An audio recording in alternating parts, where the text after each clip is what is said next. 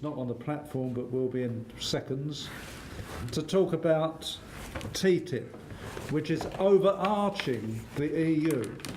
If we don't stop TTIP, then a lot of things will disappear, as no doubt Tony will illustrate. Thank you, Tony. Right, colleagues, my name's Tony Wardle. I'm on the CAIF Executive Committee to talk about TTIP, and there is a pamphlet over there. It's slightly dated because it predates the decision made at the September 2014 TUC, which came out against TTIP and is since developed into be fully against it, as I understand it.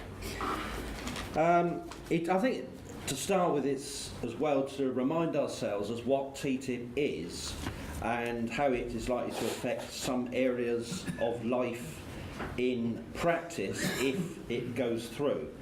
Basically an attempt by transnational capital to open up and in particular deregulate markets on both sides of the Atlantic. The primary aim is not to stimulate trade through removing tariffs, but the removal of regulatory barriers that restrict the potential profits to be made by corporations. But these barriers are in reality some of the most prized social standards and environmental regulations, such as, for example, rules on food safety, the use of toxic chemicals, digital privacy laws, labour laws, public health laws, environmental standards, and even banking standards, where if the TTIP comes in, the lower standards applicable in the EU rather than the better banking standards in the US would apply. So you could have a rerun of the business in 2008 in very quick order.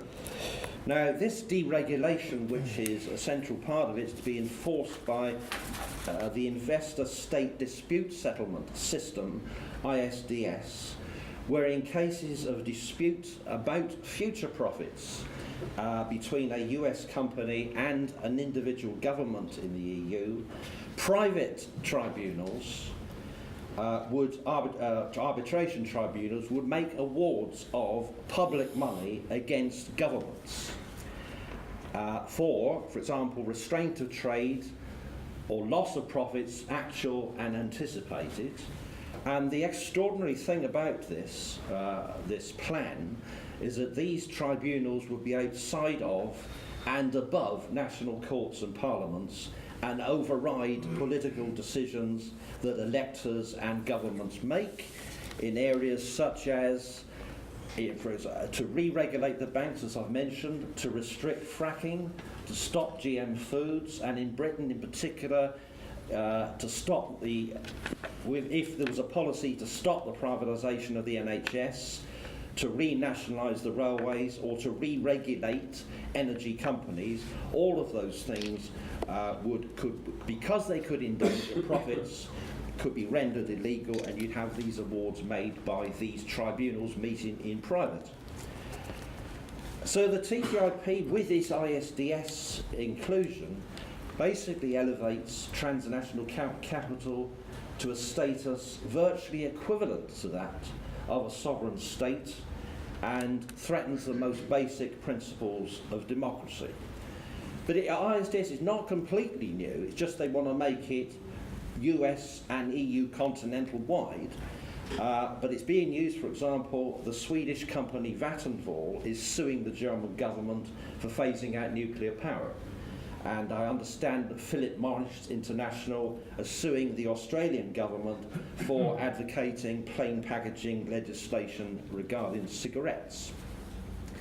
Now, in local government, it's not just national stuff. In local government, it also applies.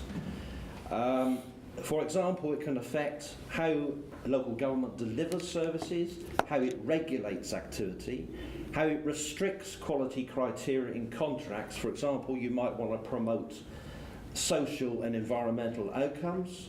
You might want to pay the living wage. You might want to use local contractors.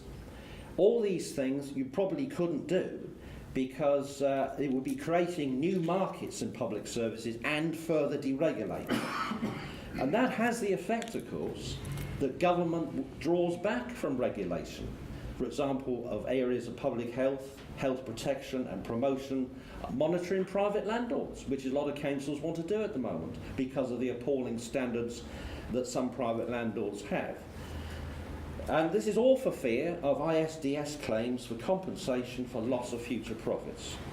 And all of this weakens democratic engagement locally and nationally. What is the point of electing MPs and local councillors if they're going to be hamstrung by this kind of stuff?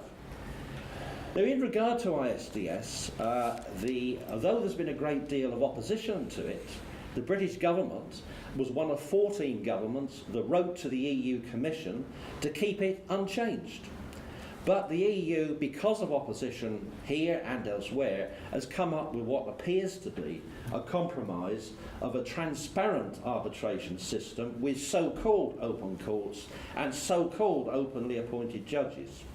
However, knowing something about the court system, having worked in it for over 40 years, having now retired, to put it mildly, it's not clear that in Britain this open system that's proposed will become part of the national court system we have at the moment, that's HM Court Service, and whether or not it will continue to be financed by the City of London, which is the case at the moment. So that's an unknown thing. In any event, it appears the US government would not agree to this reformed system.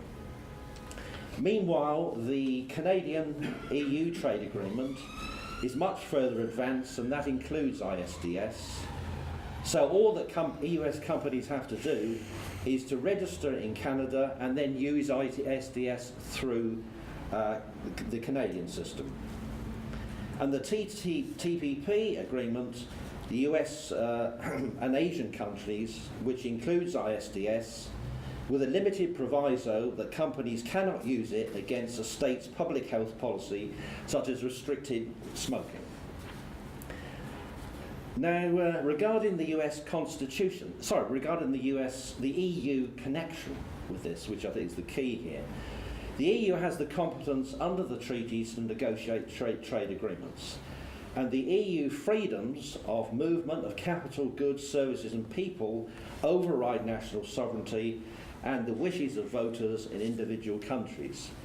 And by its actions, as we know, the EU is pro-capital, pro-privatisation, anti-employment rights, anti-trade union, and is embraced austerity.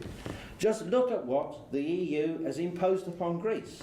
And very recently in Portugal, as our Irish friend has mentioned, where the Portuguese president has prevented an anti-austerity coalition from taking office.